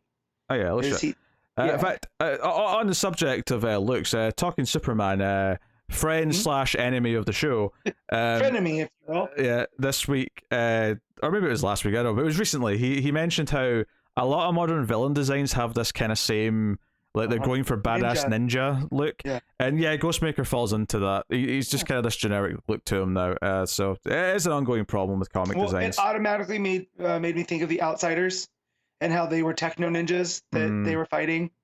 And I was like, dang, he's right. There's very few new designs that I like on characters, and the ones that kind of work okay tend to be because they're an evolution. You know, John's fine because he's just a new version of a Superman suit, but most new characters, like, you know, most of like John's like friends, or even like the what do we call them, the revolutionaries from Taylor's like Suicide Squad and Superman. Like, I like some of those characters, but most of their looks are kind of meh. Like, you know, they don't have really great looks that I go, oh, like that's an iconic look that people should cosplay or something. I mean, yeah, Osita's main thing is that she has a metal hand, right? Like, but all of them kind of don't. Like, when they showed up in the last Superman Son of Kal-El, I forgot Jog was still around because I thought Jog had died. You know. Like, you know, I feel like Wing Canary are pretty generic. I mean, I think Wildcat honestly might be that's not Wildcat, Chaos Kitten. That's what I meant. Chaos Kitten, because it's so simple and it's just like, it's just a regular girl, but she just happens to have cat ears. Like, I think that almost makes her more appealing visually in terms of design than the others who look too comic booky, if that makes any sense. I do like the Aerie, though, with the angelic kind of look. You know, the wings coming out of their back and whatnot is pretty cool. But Yeah, so no, I mean, we have a couple why of not? scenes after all the war goes down. So we finally had a callback to the the United Planets guys on Daxam. The one who kind of like stopped any support coming to Warworld. I love that they came back to this little thread because I loved this when they did it back in like because this was early on in the saga. This character stopped any help from coming, and he's here and Krillix comes to see him. So it's this idea that he's maybe going to still get his comeuppance for what he's done. Right. Yeah, because he is, and Krillix threatens the United Planets as a whole for what they allowed to happen to his planet, which I forget the name. It's not. They're Philosians, but they're from a different planet, right? Yes. Yeah. So I can't remember the name of the planet off the top of my head, but yeah. So it's also kind of like this thing where are they going to go to war with Daxam and the United Planets? Like, is there going to be some down the line, some super people war? Because don't forget, Daxamites have the same powers. They're also descended from Kryptonians. So yeah. I was glad they brought that thread up because I thought it was one of the more interesting things they set up back at the start of the arc. And we go back to Metropolis, and Lois is writing about how she misses Superman and how that when he comes back, she wants that day to be just for her, and the world can have him back a day later. So it's kind of this sweet thing. You get this sort of morning glow, the sunrise over Metropolis, and she gets swooped out the window, and the final page is them kissing in front of the sunrise and over the top of the city. Very, very nice. Yeah, no, it makes sense. It's a nice big kind of romantic moment. Obviously, we're getting the Kal-El Returns crossover between Superman and Action Comics. So we'll be getting that over the next month or two. Yep. So that's cool. Yeah, it was a very satisfying conclusion. It kind of wrapped up all the things. I think the big thing that maybe hurt the saga the most is probably the fact that we started swapping artists around very willy-nilly. And it was very inconsistent for the back half. I don't even think Federici did any of the because it was kind of split into two arcs. I don't think Federici did any of the second one. I want to say. I'm trying to think back. I think you're right. I don't think. And if he did, it was like one issue because I do not remember much of him at all in that second half. Yeah. Which is a shame because I think it's still a very special Superman story. I still think it's going to read incredibly well as a collection, as a whole thing. All I don't know if it's like 18 issues or whatever in total, but I do think like that like A-tier all-timer like quality maybe is just slightly dinged by the art being as inconsistent as it was. The context of the story and stuff, it is an all-time story, but with the kind of inconsistent art, maybe, but still I would definitely recommend this as like it's up there now in the hey, I want to read a good Superman comic. You can put them on this. Don't get me wrong. Johnson's run is still one of my favorite Superman runs already because of this, and I'm excited to see what he's doing now back on Earth with Superman and intermingling with Taylor's Superman as well. So I'm curious to see where we go from here. But it was definitely a very worthwhile, year and a half. Because we still have those hanging threads of what's her name, that's on Earth. They have to save her. Yeah. Because Conduit exploded the Genesis fragment. Also, the world governments are still kind of pissed at Superman for him not giving up the Genesis fragment and getting involved. So I'm curious to see where those threads pick up and how it goes. But Johnson, thoroughly enjoying his take on Superman, going all the way back to those future state issues. Like, I feel like this hit those tones of why Superman's special. So, so his run's almost 2 years actually. Well, actually not yet because it's only just not quite. And remember, he had that crossover that was kind of John Carter of Mars-esque with John and Superman, and then that led to. Well, that's still part of his run though. Yeah, but that was where it started, right? Well, no, but his run started with Future State though, which was the start of last year. Which is my point. I'm saying we're okay. We're. That feels a longer time ago though, so that's why I'm getting. No, that was January 2021. So, Good Lord. Yeah, so it's not quite 2 years because we're only at the start of September. But Yeah. it's looking lately that based on the fact that he's still in the book on solicits up to November, like, it's looking lately that he's going to at least hit 2 years on the book, which is exciting. And he got to say so much about the character with the Warworld Saga stuff that I'm excited to see what he says now that Superman's back on Earth and maybe doing more traditional Superman things as a result. But with all that said, Matt, what are you rating the Warworld Apocalypse special? I'm giving this an 8. That's interesting. That seems a bit muted for you. Mm-hmm. Given this is the ending of the big saga. Yeah, but it's really good. But like you said, the art was kind of up and down, and for all of that. I was gonna give the 8.5, but then I toned it down a half step. I think I will go to 8.5. I think enough of the emotional resonance impacted me that I'm happy to give it, even with the caveats of the art being obviously inconsistent. And I mean, most of the art is good. I don't think there was any of the art that I thought was bad. So I mean, that's good. But yeah, obviously, consistent style would be appreciated. I do think the one time the art change feels like it makes whereas I would have argued that even if you had, say, Federici on all of the issue, I think those last few pages with Lois and Metropolis being a different artist, that was the one time when the art changed where it felt really natural, that we're back on Earth, so all of a sudden it looks very different. That one moment made sense to me. So even if we did have one consistent artist, I might have argued that those last 3 or 4 pages should have still been someone else, just to really sell that we're back on a different world again. But yeah, so there you go. That's Superman Warworld Apocalypse issue 1. The Flash Annual 2022. Jeremy Adams writing with Serg Acuña on the art. So the framing device for this, obviously, Wally found out that Linda has speed powers just last issue or so. And this issue, they start off debating. He's like, do you know how this happened? Did you get hit by lightning? And she's like, I think I would have noticed if I got struck by lightning. I love that him and Ace going, is like, well, did she get hit by lightning? Like, them both bringing it up, I thought was really funny. Oh, and just to mention before we get into anything else, there's a little bit of this thread just being continued for the book, because it doesn't come back up in the rest of the issue, is Chief Irons, Chief. Warden. Warden Wolf from Iron Heights. Chief Irons is a character in the Resident Evil games, man. I conflate. Oh, for reals? I was like, that sounds like a good name. Like, hold on to that for a script one day. Chief Brian Irons. He's a creep in Resident Evil 2. Anyway, of course, it's Resident Evil. How do you feel about Netflix canceling that? Delighted. It was terrible. Good riddance to it, I say. Just like I'm cursed to not get a proper Superman movie, you're cursed not to get a proper Resident Evil adaptation. Oh, I know. No, but at least you've got at least the Christopher Reeve Superman movie exists. We had a good one. True. But there's never been a good Resident Evil movie. True. You get that. Right? I mean, if you put all the cutscenes together, I'm sure it makes a good movie.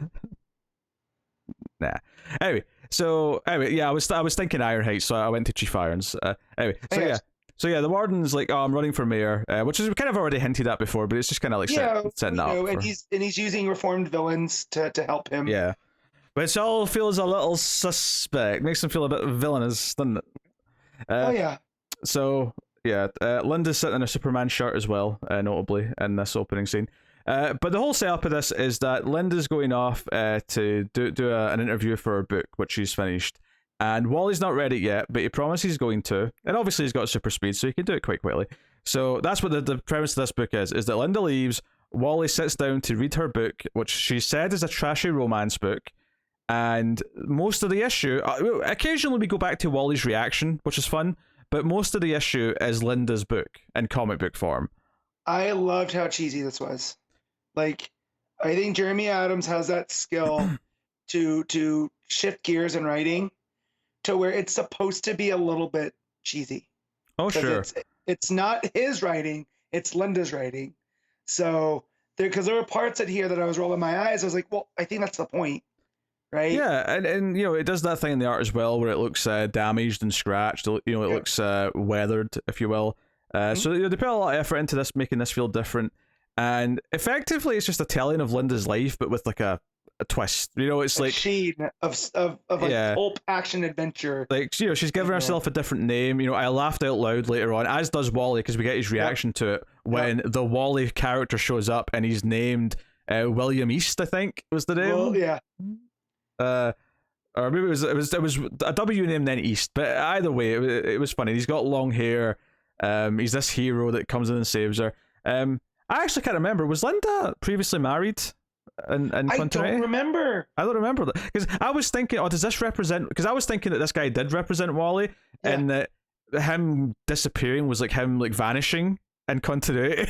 Yeah. But then like real Wally, or not real Wally, but the actual Wally shows up with a big, you know, long red hair, and I was like, oh, okay, and I was like, wait, did Linda have a previous marriage that, you know? I'm looking this up while you talk. I'm pulling up a wiki so we can see. But I did like that because it made it feel like we were getting properly reintroduced to the to her, because it was kind of messy when they brought Wally back. Oh yeah, for sure. So the fact here that they're just kind of it's a different way to sort of like maybe give you some insight into Linda's backstory again. Yes, they listed that his name was Rick Shavers and it's her ex-husband. I'm gonna have to go back. I'm gonna see if I can find him from my shop. Is the Wade? I haven't read the Wade run of Wally in a minute. Oh sure. But I just read the Johns a couple years ago, and I don't remember her being married before.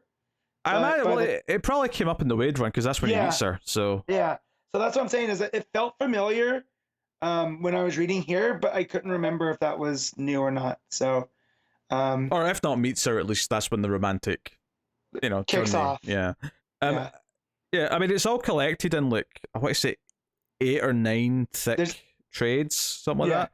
And there's like a gap in between the one where there's like a Morrison trade fits in, because like Morrison took it over for like a year and then it went back to Wade's, so you can do the whole shebang, like pretty much.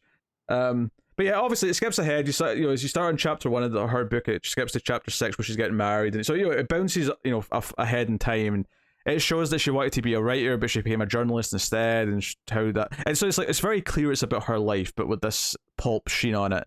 But then, of course, there's this bit of danger. A monster shows up, and long-haired with a jetpack, William East shows up. But my friends call me Billy, which is obviously very similar to Wally. So, you know, and you know, it cuts to Wally laughing and calling his wife a nerd. It's all very sweet. Look what she did here. Oh my goodness. Yeah, so she was created in Flash. Her first appearance is Flash Volume 2, number 28, which is from 89. And it did go down in Swainsville, New Mexico, where she was covering the Porcupine Man incident. Oh, so this is actually a direct reference to her first appearance. Oh, yeah. Very nice. Very nice, Jeremy Adams. So I feel like that's pre-Wade, though. This writer really likes the Flash. Yeah, just for the record, that's pre-Wade. Yeah, that's what I'm saying. So that's pre-Wade, but that's where she was introduced. So I don't know if it kicked off like because Wade did like an annual and a special, and then he starts writing the book. I want to say in the 50s or 60s. It's something in that range. So that's definitely pre-Wade. Yeah, so it predates him. But I feel like Jeremy Adams really likes the Flash at this point. Yeah, I'm getting that impression, and specifically Wally West's era of the Flash. A lot of stuff here. So this is. I actually like it even more knowing that this is a direct play on her first appearance. It is. That's cool stuff. So you know, he takes her to like the headquarters, and he works with a Captain Cold type figure. Yeah. A Pied Piper. Lenny. Yeah. A Pied Piper type figure. You know, and Kadabra is the villain who's going to destroy everything. You know, so it was a lot of fun.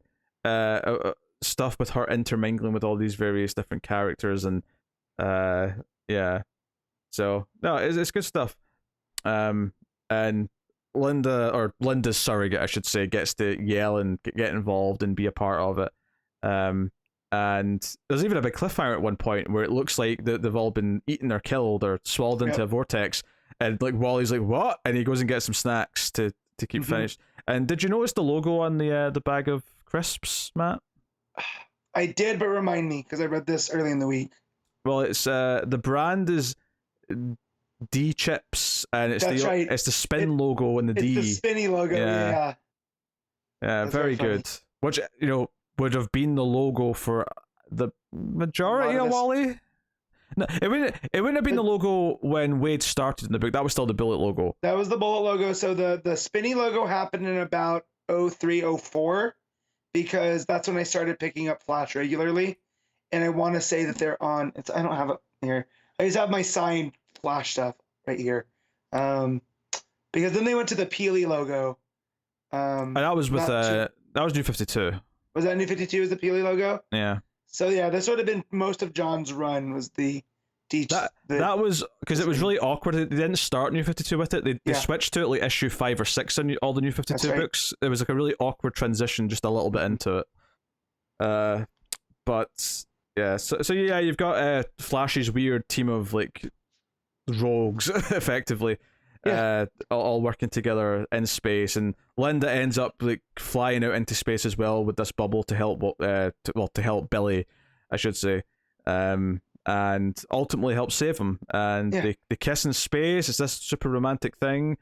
And Wally goes off to meet Linda, and he references the book by quoting the same line that his character said when he first met her in the book. And Linda gives this big cheesy smile. She's so happy that he read it.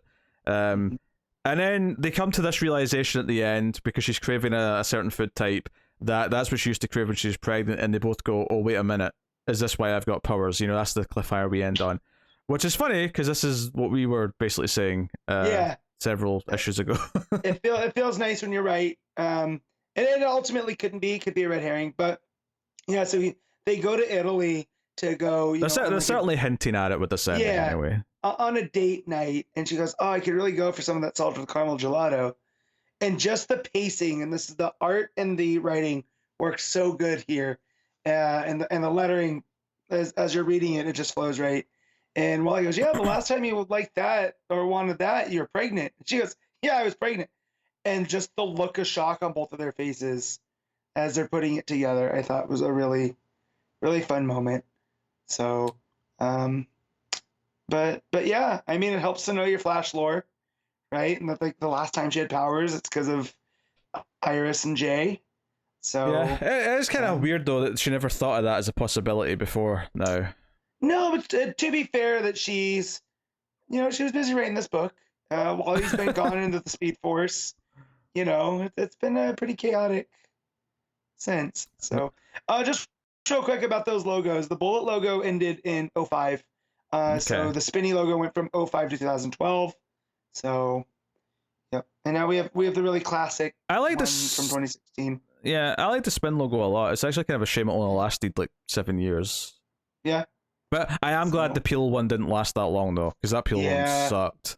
The Peel one's like easily the worst. Because they're all kind of these round bullet ones up until that Peely one, and it sticks out. Yeah, I remember. Like a sore thumb. So. The Bullet one was solid. I like the Peel one a little bit more, but yeah, the Bullet one's solid. And then obviously the current one I think is a good sort of middle ground of classic. The current one I really like. Yeah. So it's very classic feeling. Oh, that's cool. All right. What are you giving Flash Annual 2022? I'm gonna give this an 8.5. I had a lot of fun with it.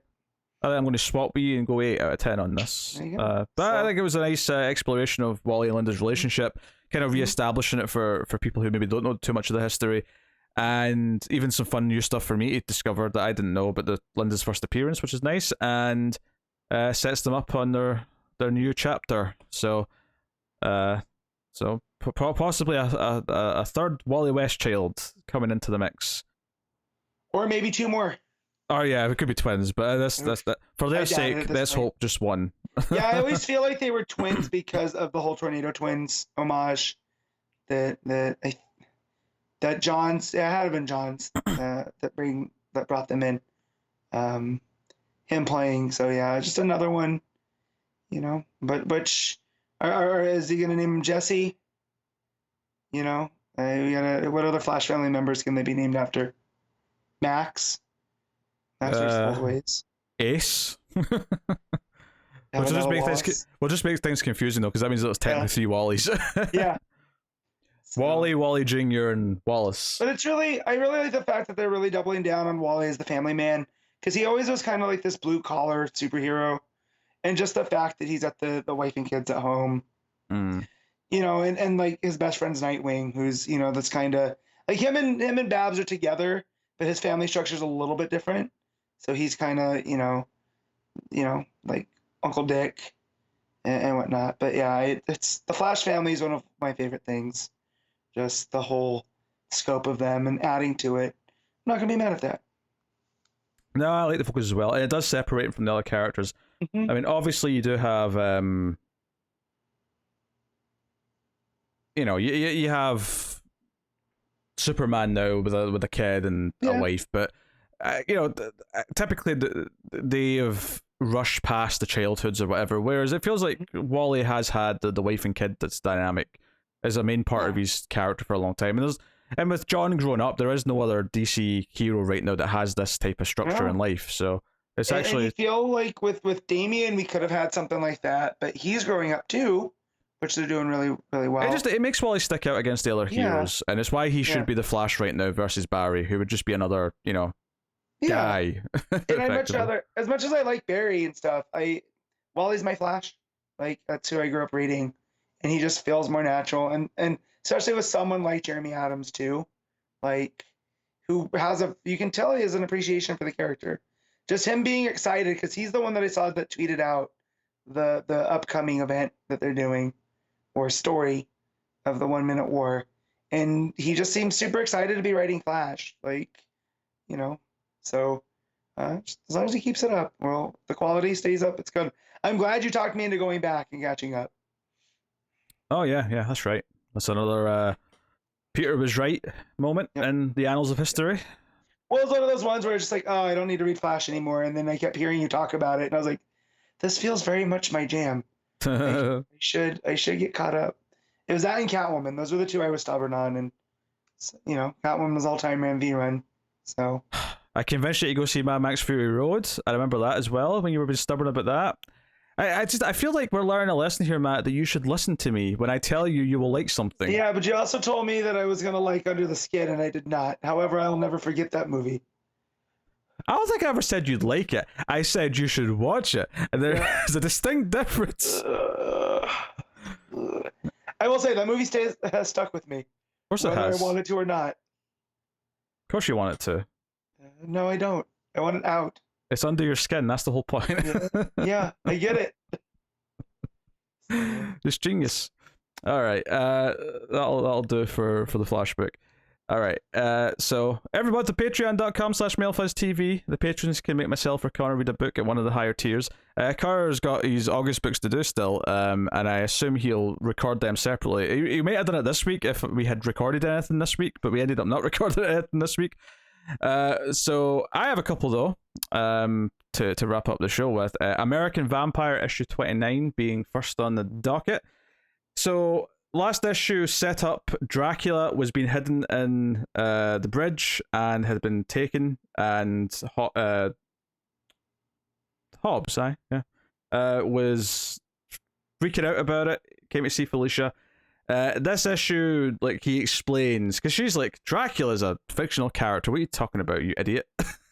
And he explains, so it's very much an exposition issue, but it's very fascinating exposition, because he right away he starts talking about what he really is, that this guy named Stoker based his character on a real thing, and Dracula is the original Carthaginian vampire, and he has this control over them. Any vampire from his species within 1,000 miles he can control. And seems like bad news for everybody involved in this book. It really does. He talks about how it's kind of a mystery how he became a vampire. No one really knows for sure. Some people think he used to be this lord in Romania. Some people think he was just a pig farmer, but no one's really sure. And there's like a great thing here. This 2-page layout is all like sort of like documents and drawings from olden times, like going along with the narration. And one of them is very Nosferatu, of like when he's killed the village, and it's just like silhouette. And I'm like, oh yeah. So it's really playing up to like vampire, kind of like lore and legacy and all that stuff. So it's really cool. And what's interesting is he talks about how the reason why a lot of the other species, not the American vampire, because that's newer, obviously, than Dracula, but a lot of the older species of vampire, the reason why they're so rare and there's not that many of them anymore is because Dracula actually went to war with them. And we get this great 2-page layout again of like Dracula commanding his army of vampires to fight all these other like older looking gargoyle vampires and shit. And the Morning Vassals at the time, which did exist, it kind of just let it happen because like, well, he's kind of doing our job for us. And the Carthapians aren't actually that big a deal. Like, they're weaker than the other vampires, they're not as strong. Like, this is good for us almost. But as it would turn out, they kind of underestimated him, and like he would keep spreading his power, he would keep getting more forces. He talks about how like all these other vampires would be his drones, but he would start spreading throughout Europe. And the way they actually captured him is it was when he's on his on the ship on the way to England, when he was in the coffin. They were able to take the ship and kill him while he slept, just as the sun was going down. He didn't actually die, but they drained his blood and they staked him in the heart, and they kept him in this coffin in a tomb in the bridge. And it's like, okay, so this is all very fascinating. That's part of the Dracula book, is like his journey to England. So like, there's some stuff that sort of mixes in with that, which is really cool if you're a fan of that story. But then some other really cool stuff starts to happen. Is like, well, how do you know he's still alive? And it's like, well, because there's like an evil force coming from the coffin. Like, anyone who's around the coffin for too long like gets these dark thoughts. And it tells the story of this duke, part of the royal family. The royal family went to visit the tomb under the bridge, and this duke wanted to actually see the body. And months after he saw the body, he murdered a bunch of prostitutes in Whitechapel. And I'm like, did you just casually say that the force of Dracula created Jack the Ripper? Because that's what it sounds like you just did. That's what he said. Anytime there's the death of prostitutes in Whitechapel, then there you go. Yep. So yeah, bringing in some real life mysteries and sort of like tying them into the vampire lore. This is just Scott Snyder just like practically masturbating with just like all this vampire shit and like making it all click together in a way that's really fascinating. And Hobbs is shit scared. Like, he's out there somewhere, and we don't know like if he's woken up yet, what he's going to do, who's taking him. Anyway, it sets up a little bit of awkwardness here where Felicia's son kind of hears some of this and is scared, and she tries to reassure him, and Felicia feels that she should still be a part of this fight, and that everyone's in danger if Dracula gets out. And then it gets to the other part of this, is like who's got him, and what they're tying this into is the Cold War, because it's the Soviets who have come after Dracula. So he's not woken up yet, but we see these two Soviets waiting the delivery of Dracula. So the guy, what was his name again? It says even general. Where is he? Mr. Glass. Yeah, so Mr. Glass was the one that was in the last issue. He's like his Reinfield, basically, the one who can like talk for him and is like his servant. So we find out here that basically the Soviets have a lot of Carpathian vampires, right? It refers to it as a natural resource. It compares it to Americans and tobacco, and says that we have to find a way to make use of our natural resource, and this is our way of doing it, is to somehow getting Dracula on their side to control all the vampires. So really interesting. And this is actually kind of not even a first for the book, because we saw how in World War II the Japanese army were messing, or the Nazis were messing with vampires and trying to use them. So this is not the castle. So this constant idea of wars like leading to like governments trying to use vampires as a form of weaponry is really interesting. Yes. Did they ever touch on the Civil War? I know they were in the Old West, and that's Civil War. They did briefly. There was I think it was Beast in the Cave.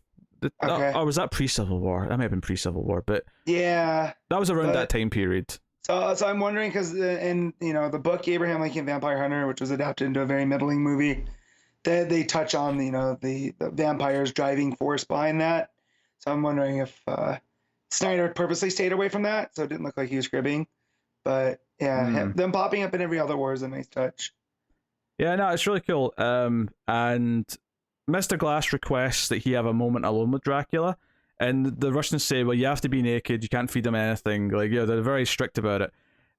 So he goes towards the coffin, butt-ass naked, opens the coffin, and it turns out he has smuggled a dead rat in to, like, drain the blood into Dracula's mouth, which the art here looks gorgeous. Just the drip of blood going into the silhouette of Dracula's mouth.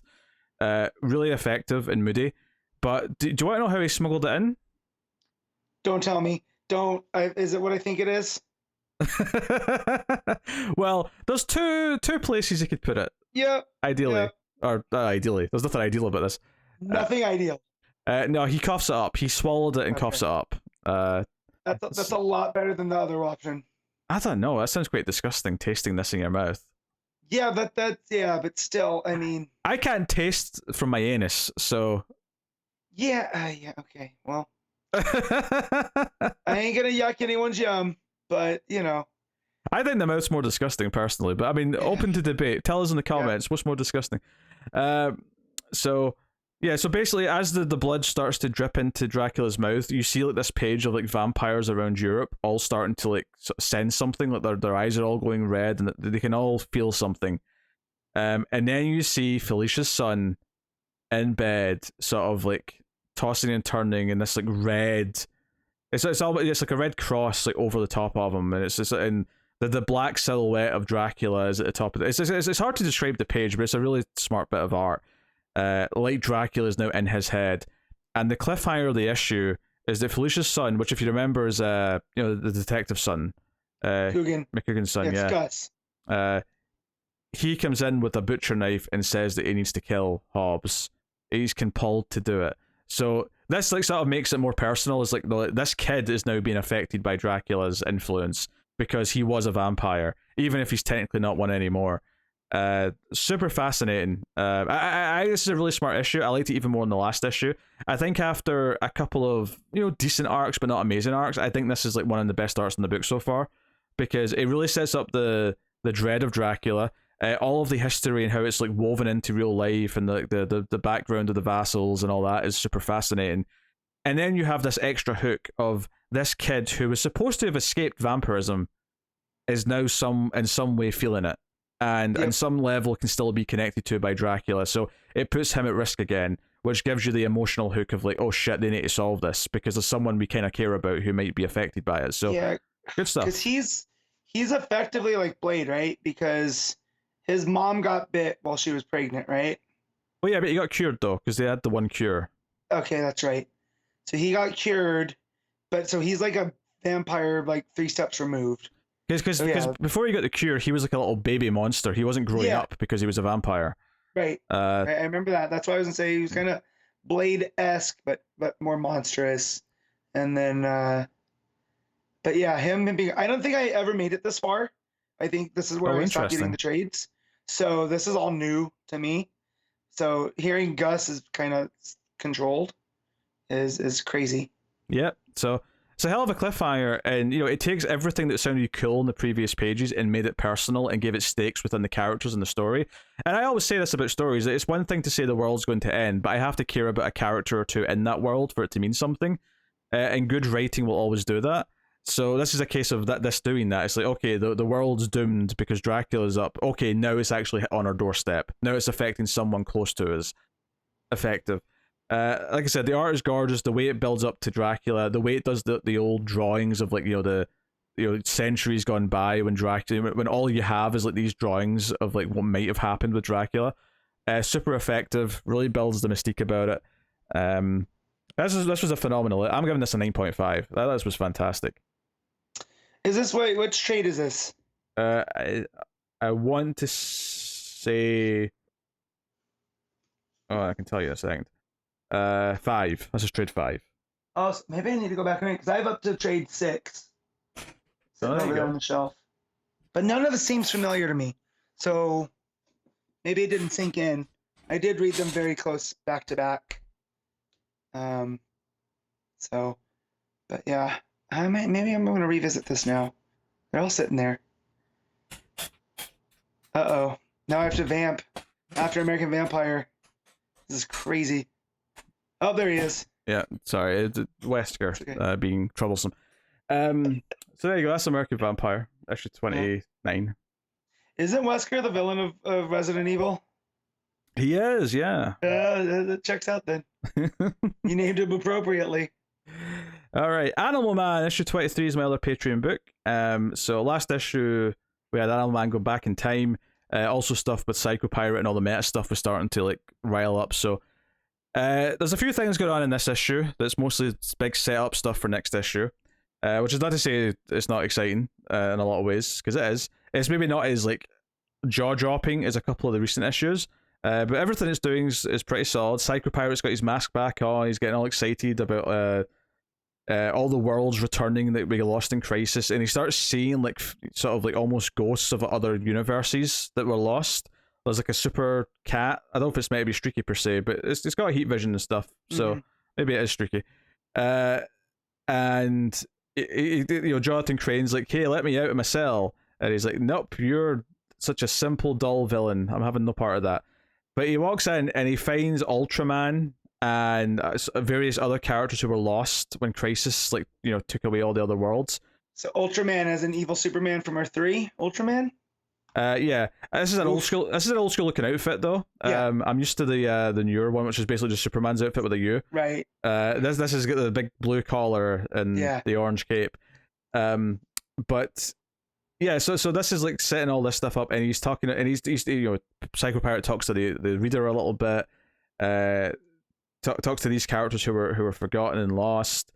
Meanwhile, Dr. Highwater, he was the one that took Animal Man on the journey. He was the doctor that was fading away and took Animal Man on the trip up the cliff to see what was going on with them. Well, the alien dudes have shown up to talk to him, and they want to help. They want to help deal with something. Help deal with what's going on. And they actually go to Arkham at one point, and Arkham is like fading in and out of existence, and every time it fades away and comes back, it's like a different universe as Arkham Asylum, so the building keeps changing. So it's a really cool idea, actually. The idea that it's like all the universes are starting to fluctuate and like something's unstable. You really get that sense of it. So yeah. And meanwhile, when Animal Man was in the past, he encountered Phantom Stranger, who this issue takes him to a couple of immortals that he meets with occasionally. Vandal Savage and Jason Blood, of all people. But they're in the 70s, so like Jason Blood's they're both kind of hippie looking, to be honest. So they're like excited to hear about his trauma and why all the tragedy he suffered. Animal Man's obviously not very thrilled about talking about it. But it's that's kind of like one plot thread that's going on here. You have Psycho Pirate dealing with Ultraman. Ultraman's demand to know like what happened to his world and things like that. But Psycho Pirate's talking about more guests. There's more guests on the way, and more things are coming. And I don't think it's an accident. And on the next scene in the 70s with Animal Man, we get this thing where like a butterfly is like flying around the scene, because the butterfly effect's obviously something that's talked a lot in time travel. And it's very cruel here because you have one of the characters crushes it, and Animal Man's like, "What are you doing? Why did you do that?" And it's Savage or I think it's Jason Blood.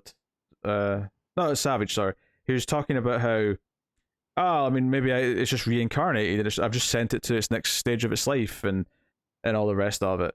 And then Grant Morrison starts pulling the weirdest shit out of continuity, which I'm sure are all 100% real things. There's this Uberman Axis America. There's an alternate version of the Spectre. There's a Batman and Robin who's the Batman and Robin's bald, and Batman looks all kind of crazy. And then there's Sunshine Superman, which I'm sure I've seen Sunshine Superman before. Yeah, these are all like famous like Silver Agey stories. Which this all checks out. This is all very Grant Morrison, because if you think about like his Batman run, pulling from all that stuff, and then Multiversity, this almost feels like a proto Multiversity. In some ways. And then the last couple here are Speed Freak and Magic Lantern, who's like a hippie Green Lantern in a t-shirt. This is the Thrill Killer universe. Oh, there you go. So that's where they are, because you kept seeing hippies, and now I just remember the Speed Demon. Wait, what'd you say? Speed Freak. Speed Freak. Being from that Earth. I'm gonna find this out. You keep talking. I'm gonna find out what. All right. it's supposed to be. Yeah, so all this is going on, and Buddy, of course, is like, I've heard all this crap before. My wife and children are still dead. Like, none of this is helping me. But they kind of give him this pep talk that ultimately Animal Man, it kind of has to choose if he still wants to be a force for good or not, and if that can give him some kind of like purpose. Like, can he have a purpose again? Jason Blood's like, life needs you to go on fighting and not sit back while they build more bombs and bulldoze more trees. This idea that he can still be a force for something good. So he fades back into the present. More characters are showing up at Arkham, and now Dr. Highwaters with one of the aliens comes in to Arkham. He asks where the other aliens went, and he says to Animal Man's house. So you're expecting to see him show up again as well. We see another Superman here. Overman shows up. It's the Nazi Superman, right? Yeah.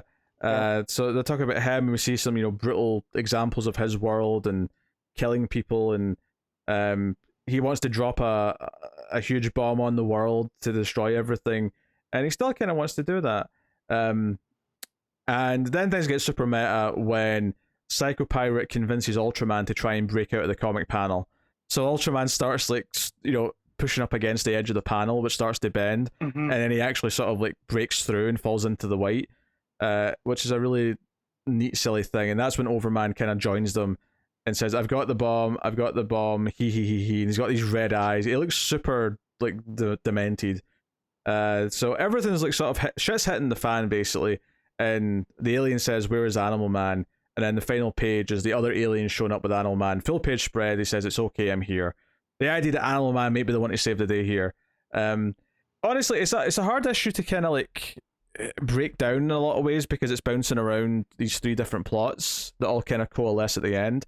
It's very much a lot of setup for whatever's going to happen next issue, with Animal Man actually finally interacting with all these meta characters and these meta ideas, because he was kind of on his own. But I do think there's an interesting sort of thematic device at play here, where you've got Animal Man at his worst, basically having this existential crisis of everything matters, and now we're going to tie that into a plot where literally the subject of, does our world matter, because it's just made up, it's just this written reality from somewhere else.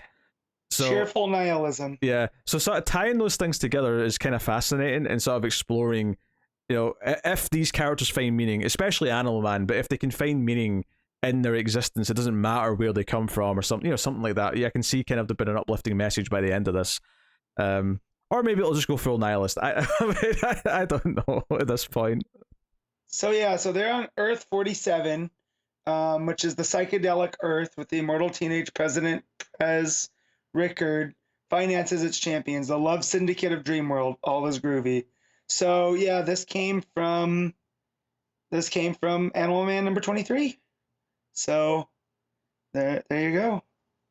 Excellent. So all very, and that they came from the multiverse guidebook. So again, this man Morrison's been doing this type of stuff forever. Certainly likes these ideas. There's no doubt about that. But so this is good. I probably only give this one like a 7, because I do feel kind of it very much feels like a setup issue with a lot of different things. Even though some of the wacky characters showing up is kind of entertaining, and I like kind of what it's building to. But it's not as standout and like as satisfying an issue on its own as some of the issues that have been building up to this, which have been excellent. And I imagine what some of the ones coming up are probably going to be excellent. So it's okay. That is perfectly fine. But it's not as standout enough on its own. So probably just give this one like a solid 7, I would say, as opposed to a super high rating. But there you go. That's my Patreon books, which will take us out of the part of the show where we normally pick our favorite art, cover, and rank our top 5 books. We only had 2 this week though, so we could do panel/moment. We can maybe talk about covers, but I mean I don't think ranking is important when you only have 2 books. So what was your moment of the week, Matt? So it's a toss-up. It's either from The Flash, and at the end I really loved that. It's either from The Flash or Superman. I could never have seen that coming. No. But the moment where they realize that Linda might be pregnant is really good. However, the not silhouette, if you will, of Superman getting punched into the sky by Mongol only for the heat vision to kick in is also really good. So I'm gonna give it to that from the Superman story. Yeah, I can't really argue with that too much, to be honest. The ending's also pretty good. The moment where Apollo is kind of tricked into like fixing himself is really good. So I think, having said all that, I'm going to go with the moment in Flash where Wally quotes the book at Linda and it makes her smile, just because it's kind of sweet. And I'll just go with that. As for covers, honestly, it's probably just the main cover for Superman Warworld Apocalypse. Although I also like it's like a slightly different version of the same cover by Steve Beach. It's more faded. I kind of like that. It looks like a pulp novel cover. I mean, honestly, I feel like they're kind of even in quality, to be honest. So I'll just say the main one. But the Mikel Janin cover is also quite nice, but it's not as cool looking as the main cover. Yeah. So the one I picked up is the Steve Beach. It looks all tattered and faded. It's the main cover. I think that's Steve Beach, right? Or Steve Beach, the other one? No, Steve Beach is the faded one. Yeah, there it goes. Now they're gone. So I'm gonna go with the distressed cardstock variant on that one. It's just such a cool cover. Superman's got his cape and his Warworld outfit on, and he's kind of punching Warworld that's up above. It's a really iconic looking cover. Yeah. It's funny. We only have 2 books, and only one of them has variants because the annuals don't get variants. So we don't even have a lot of covers to look at. I looked at some of the other ones too, and they're like Belle Reeve. I don't think had any, right? Yeah. So, which isn't irregular for a week 5. A lot of these annuals don't usually get variants, so it is what it is. So yeah. And art's a really funny one to judge, actually, because Superman's got a mix of artists and Flash. So I think inherently I give it to Flash because it's consistent. Me too.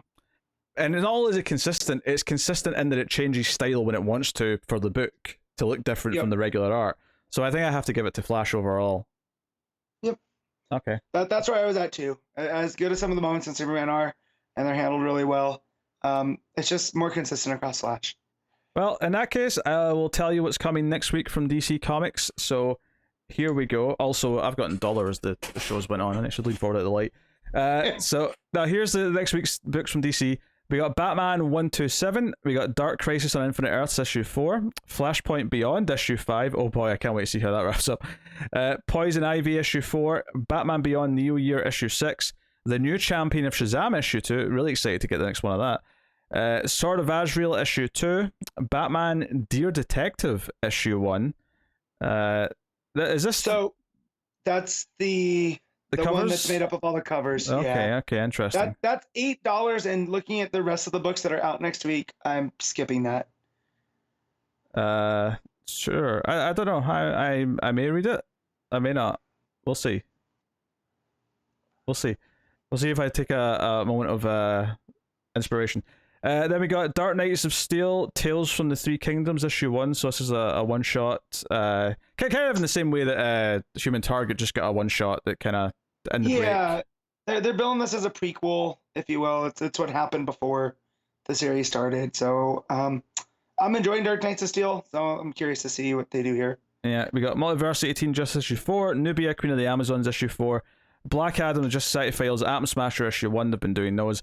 And then Batman Nightwatch issue 1. So that is all that's coming out from DC next week. Honestly, Matt, I was expecting when you said there was a lot next week. This is not that much. No, but there's some so like I don't know what else could have came out here. So like the Dark Knights of Steel could have came out this week, and given us something else to read, or even Dear Detective. If Dear Detective had come out this week, I might have picked it up. I mean, I only have 5 books, or 6 if I read Dear Detective. Next week's not a big week.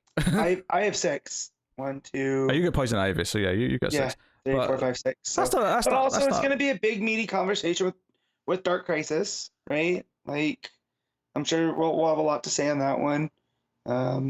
Batman, I'm sure. Shazam. So. Oh yeah, we're moving the goalpost now. It's not a big week.